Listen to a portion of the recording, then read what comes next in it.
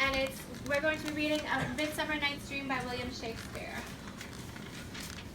What's love got to do with it? Anybody ever heard that song before? Yeah.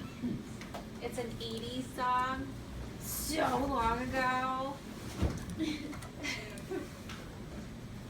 Anyone know who sings What's Love Got to Do with It?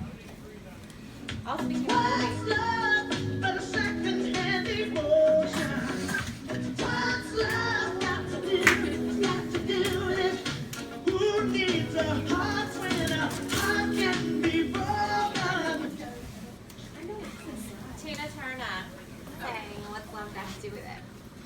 So, we're going to be talking about, I know that last year you all had expressed a little bit of dismay because you had previously read A Midsummer Night's Dream. Oh, there's Tina Turner. So, the version of A Midsummer Night's Dream that you read last year was an edited version. So it was a little watered down. There may have been parts missing. The version that we're going to be reading in class is the first folio, which was first published in 1623. It's the original version. And actually, little side note, you can go to the Boston Public Library right now until March 31st, and you can see a copy of the first folio on display. It's under glass. It was printed in 1623, so you can go and see it. I'm dying to get there. I want to get there. It seems really cool. There are some other things on display too at the Shakespeare exhibit, but it's one of the only surviving copies of the first folio in the world. So, since we're going to be reading the first folio version, there's some difficult vocabulary. Sentence structure can be a little complex. So I want to go over some unit vocabulary with you before we start talking about some other concepts. So write down unit vocabulary. And we're going to start with iambic. So write that down, please.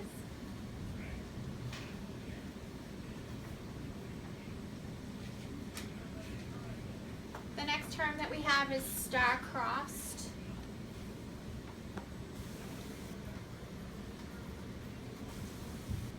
And then the next term that I have for you is, I really want to pay close attention to this term because it can be really difficult to understand, and Shakespeare uses it a lot in this play. And so I really want to kind of zero in and focus on it because I want you to really be able to understand it. Might be a little difficult at first, but we'll work on it. And it has a lot of meaning behind it. I really want you to be able to understand it. And that word is ass. So, not that ass, but that ass. And not that ass, but that ass. So not that one, or that one, but that one. And that one. So here's the definition for ass. So it's a noun. And the first definition is a hoofed mammal of the horse family with a brain caul, typically smaller than a horse and with longer ears. Synonyms: donkey, jackass, Jenny. Has anyone ever heard of that? Jenny? You have one? Really? I've never heard of that. Jenny, burro. So these are all for the actual animal, right? For the donkey. He rode on an ass is the example that they give. The second definition is informal. So a foolish or stupid person. That ass of a young man. Synonyms: fool, idiot, dolt, simpleton, imbecile, etc., etc. So your breath stinks. Your hair is awful. You're pale. Your eyes are not bright. I'd love to hear her speak, yet well I know that music has a far more pleasing sound. What's the speaker saying there? Alex? He doesn't like it when she talks. Yeah, music sounds better. I'd love to hear you speak, but I know that I'd rather hear music playing than your voice because it just grates on me. Okay, so now though we come to the end. My mistress, when she walks, treads on the ground, and yet by heaven I think my love as rare as any she belied with false compare.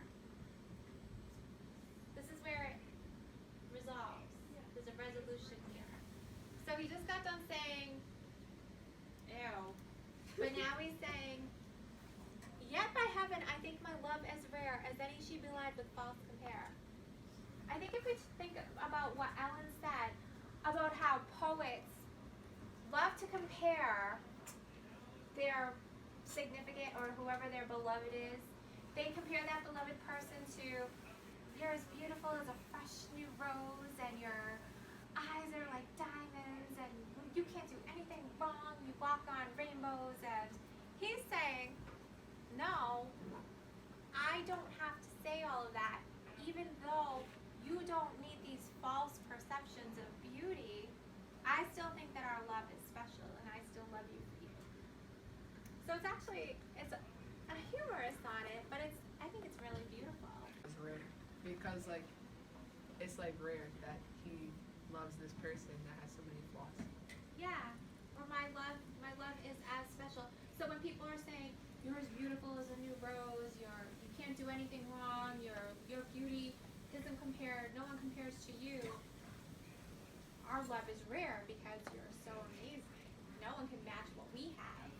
And here the speaker's saying that, Nico, that our love is still rare, even though we may not be, I can't even say Brad and Angelina because they're not even together anymore, but even though we're not them, our love is still special too, and our love is still as special and as amazing as their love is.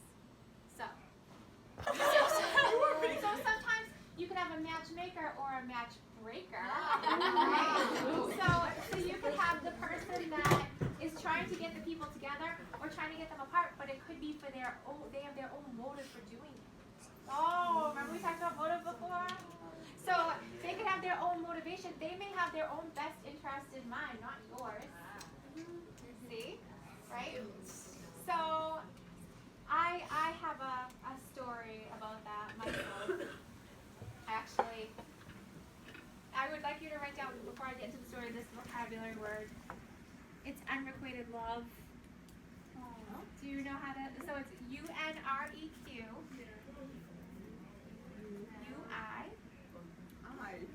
UITED. Love. Kellen, write that down in your notebook, please. So the unrequited love, when you love somebody or you have, all eyes on me, go please. When you have attraction for somebody or a love for somebody that's not returned. So I have a story that sort of mixes a lot of these themes. The match breaker, the parent involvement, and the unrequited love. So I was 16 and I was in love with this guy, Matt. And we were going out. And I wasn't allowed to date until I was 16 and a half. My dad wouldn't let me date until I was 16 and a half. So what do you think that I did? Yes! It was like the secret romance. So I would say, because I'm older, I didn't have a cell phone. So I would just simply tell my dad that I was going to my friend's house. I would walk down the street, and Matt would pick me up because he had a car. He was really cool. He had a car. And so we would just go and have something to eat or whatever. But anyways, I felt like I was in love with Matt. Like this was my first love. I loved him, but I had a friend who, in retrospect, now that I'm an adult and I've looked at the situation differently, I think that she had an attraction for Matt as well. So her plan was to convince me that he was no good for me, that there were things wrong with him and he treated me this way, but really we were fine. But I listened to what she said and I broke up with Matt. And I didn't even do it myself. What a cop-out. She called him from a payphone outside of the Westgate Mall and said, Sarah doesn't want to go with you anymore. Click. instantly I saw the error of my ways. But at that point, he just didn't want to have anything to do with me. And he ended up dating another girl. And I saw him, and I had a talk with him, and I said, I'm really sorry for everything that happened. Is there any way we can make it work?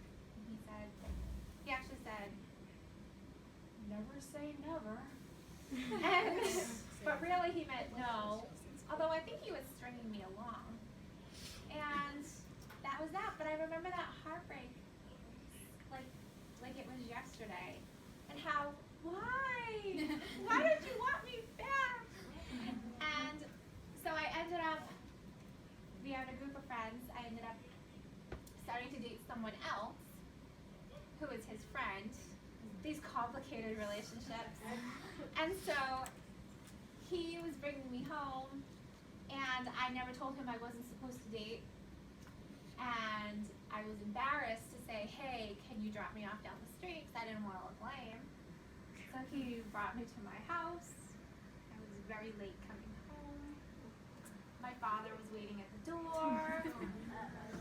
So I pulled up in the car. My dad ran down the driveway, whipped the door open, dragged me out, and told Craig, if I ever catch you near my daughter again, I'll twist your head off.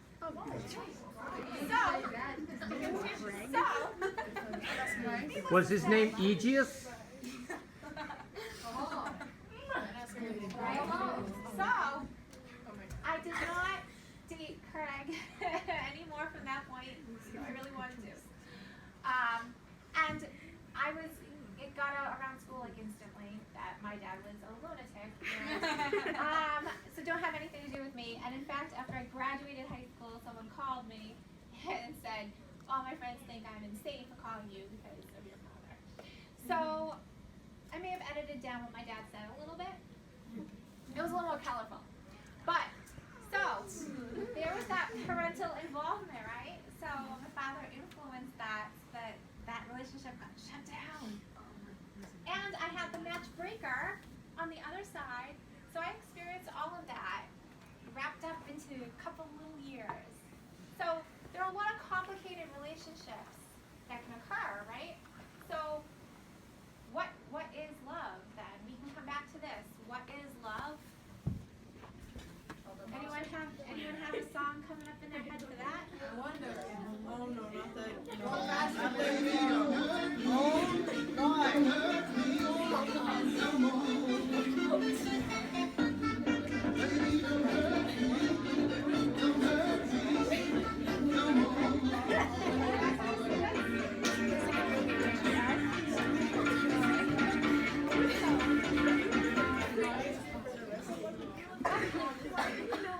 Shakespeare had so much music. So, what is love, right? So what are the questions, now that we've come back, we've talked about some of these things, what are the questions do you have about love? So what is love? When we're thinking about these relationships. Okay, how about this? How about what is a healthy romantic relationship? Karina. Well, a healthy relationship would be when the two partners support each other, not ignore each other, or hit each other. Oh, Alyssa. Respect. Alyssa. What kind of love are there? What kind of, I'm sorry? What kind of love are there? How many kinds of How love? many different kinds of love are there? That's a good question. How many different kinds of love are there? There are so many different kinds, right? What are some examples of different kinds of love? Give me some.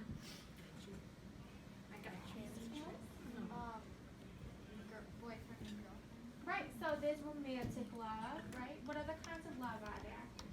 It's like loving between your family. Familial love, right? So love with your family. What was it? Love with your friends. Love with your friends.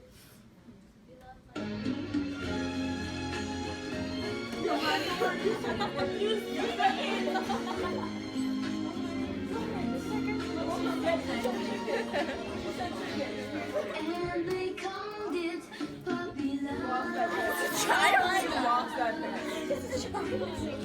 Oh, I guess they'll never know. That's what you guys know best, right?